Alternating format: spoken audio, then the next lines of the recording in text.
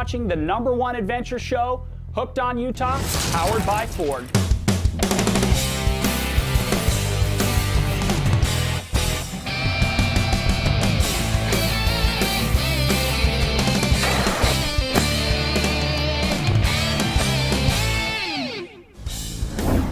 Welcome to Hooked on Utah. Today's adventure, a really special one to me. It's our 4th annual Warriors Afield right here at Castle Valley.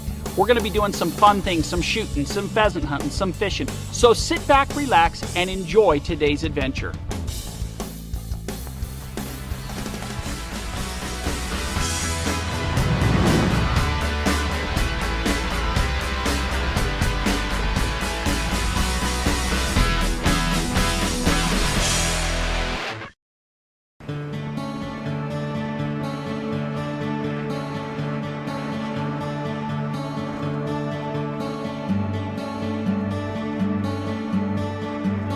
This is the most wonderful day. Maybe not in my life, but it's pretty close.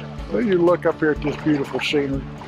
You look at these trees, you look at these leaves, you look at this incredible clear blue water. Bunch of friends. It doesn't get any better than this, I'll tell you that. For an old soldier. And even if I was a young soldier, it's just absolutely incredible. And this is going to be the first time in my life I've ever done a trip like this.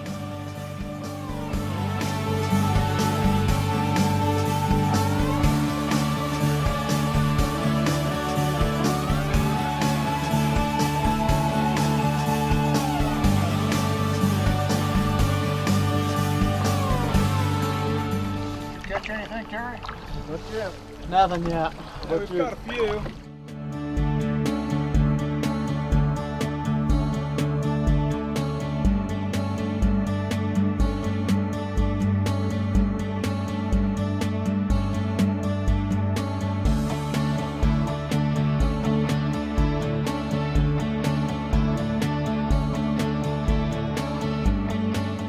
Well, what the heck happened, Jim? He broke the line. Yeah, he did. He was such a massive fish, he broke the line. That was about an 8-inch cutthroat. 34-inch white That's fish. about an 18-inch rainbow.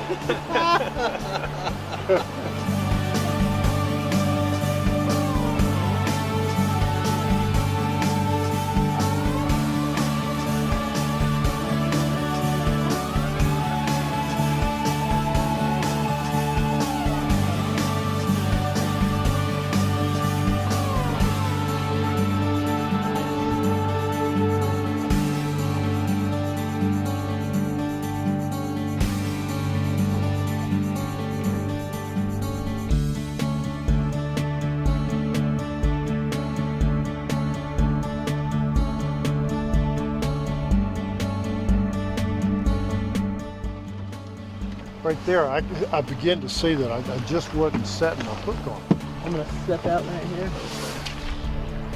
You know, fishing and hunting, you never know what's going to happen or when.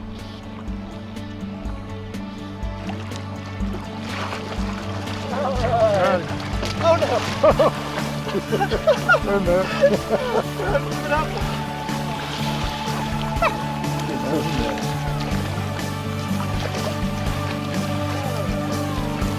There we go! yeah, thanks. It's out there! Woo! Nice Thanks, work! Jordan. You bet.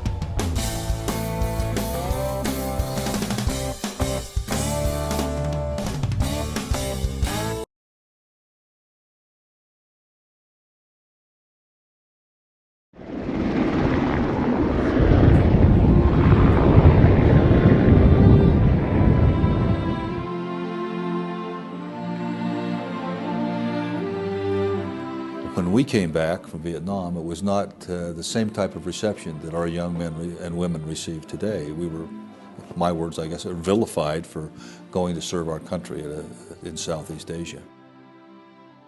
We made a pact that we wouldn't let this happen to future generations. It's a great opportunity for us to share our old experiences and our life experiences in the Army with these young guys and talk to them about them and give them a sense that, you know, their life means something and they've got a lot to live for. As my Humvee was crossing the bridge, there was another 300 pounds of explosives detonated all up underneath my feet. A grenade went off in close proximity and hit the left side of my body. Shot about 20 pounds of molten copper through the floorboard of my Humvee, and it immediately took my left leg right off and threw it in the back seat. We ended up taking 12 wounded that night, which was more than half of us that was out on that mission. It has been able to get me out and to meet people, to shoot guns, to pheasant hunt, to do something that I don't do anymore. And just having some great camaraderie among friends who understand each other. You know, all the new guys that don't know anybody, we're usually quiet. But all the older guys that have been friends since, you know, the dinosaurs were here, they're like, hey, this is what we did. He's the only guy in the advanced course I know that was on first name terms with a 75-year-old female judge that just relished hearing his Porsche come to town. And it was just awesome to hear how they talk to each other after 20, 30 years, and it was just neat to see, and I think that made it easier for us to bond. We're going to shoot birds out of the sky like you cannot believe. Because he can shoot. And all we have to do is get on him, and we're going to knock him down. Yes. We're ready. We are, in fact, we're more than ready, aren't we? Yes, we are. As soon as they break cover, the dog will be after them. So you got to be very careful. Let the bird get completely away from the dog before you try to pop him. Okay. I don't know if you've ever hunted over the pointing dogs or not. I have, yeah. Okay. They won't flush, these ones won't. Okay. So we'll have to walk in on the point. You know, we'll just kick it up and already have it flushed. Sure. We just stay in line.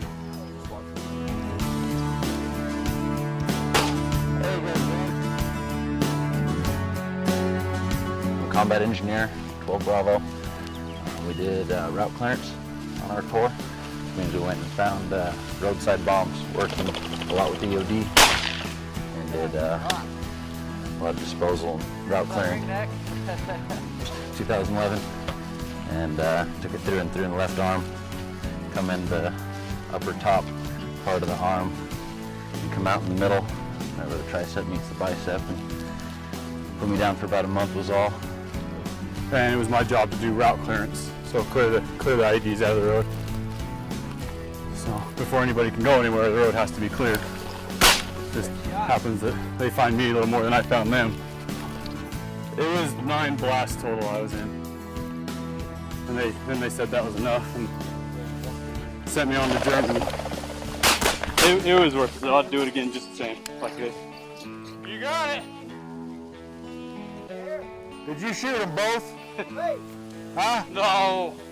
Yeah, the grazing dogs. Great afternoon. Super. Catlin, thank you. No, thank you guys. Appreciate it. Good time. Yeah. Appreciate it.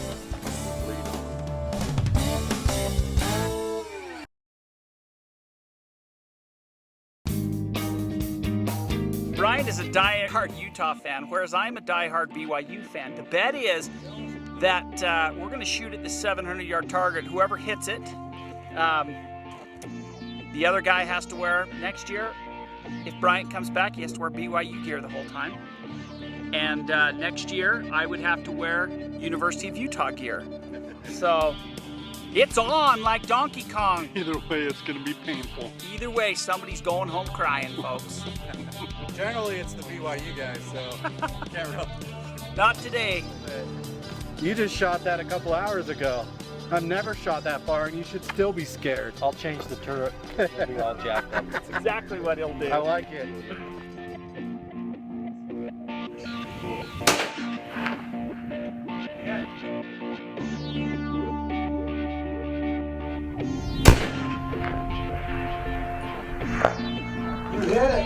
us closer to the reservoir.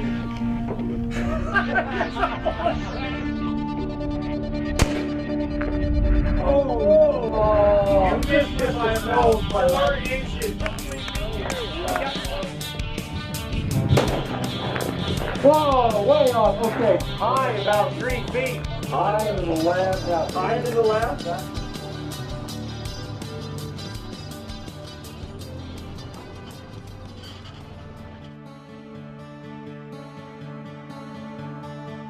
Scott, this is your 4th year down here to the Warriors Afield program.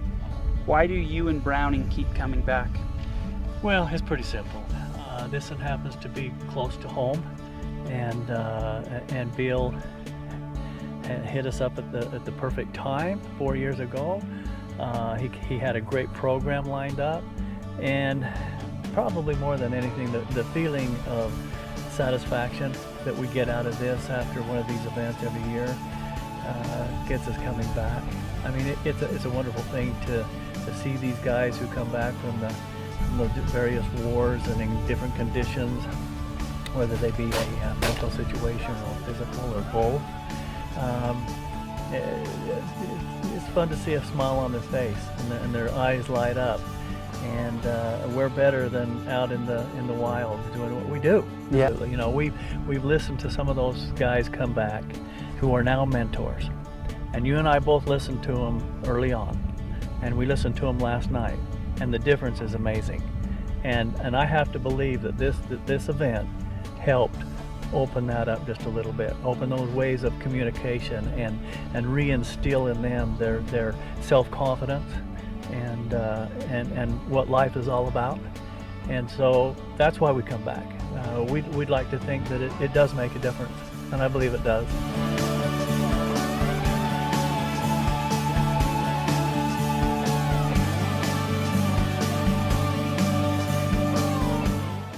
And I know Corey can shoot. I don't know about Paul. Hey, I've never known a ranger who couldn't shoot. Huh? Well, yeah, but he's a ranger. He sneaks around and stuff. So I'm used to close shots. You got anything to say to that, Paul? You're a ranger. I got a lot to say. Why these guys are out there shooting the targets, I'll be up there stabbing it by the time they get their shots off. I mean, you know, they don't stand a chance. Yes! Center! That's my partner. Yes, sir! You hit it. All right, so give me an update. What happened? We kicked their butt again. Just exactly as we did last year. But I mean, there was a little snafoolery with the rifles in the first place. Yeah, like they couldn't hit the target, so they kept shooting until they hit one. This is how they sleep good at night. There was absolutely no correlation between what they shot and what we shot. Except that I heard Terry, when his partner was shooting, use the word whoopsie. That's a quote. Whoopsie.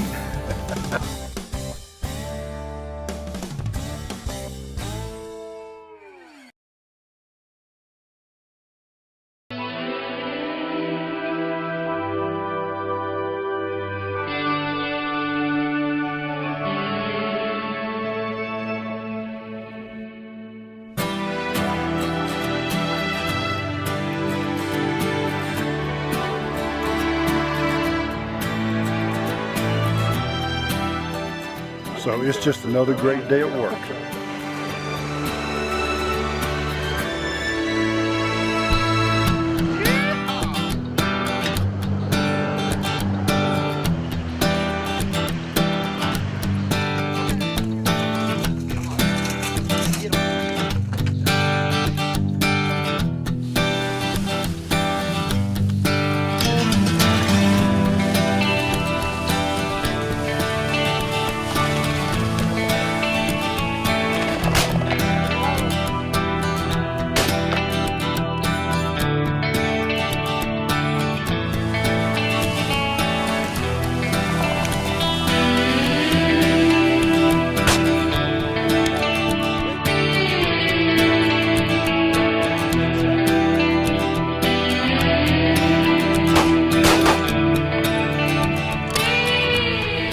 Well, Seth grew up hunting. He said he does a lot of duck hunting, you know, with his dad, so he's a really good wing shooter. Of course, he's got a great gun there. That Browning is really a super gun.